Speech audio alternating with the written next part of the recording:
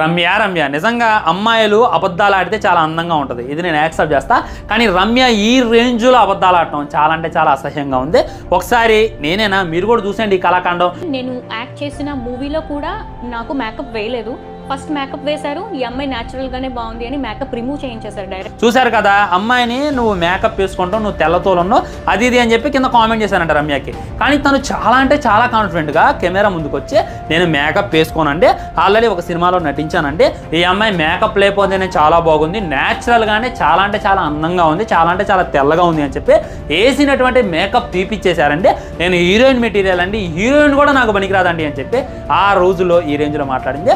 కానీ బిగ్ బాస్కి వెళ్ళిన తర్వాత అదేందో తార్ రోడ్డు మీద వాన పడితే గతుకులు బయటపడతాయి కదా, అలా బయటపడుతుంది. ఇంక చూసి ప్రతి ఒక్కరు ట్రోల్ చేస్తున్నారు. రమ్య ఏంది రమ్య, ఆ రోజులో ఇంత ఎలివేషన్లు ఇచ్చినావు, ఏమో ఈ అమ్మాయికి పొగరుంది, ఈ అమ్మాయికి నోరు కుదరదు, కనీసం అన్నం ఉంది అనుకున్నా. కానీ బయటికి వెళ్ళిన తర్వాత బిగ్ బాస్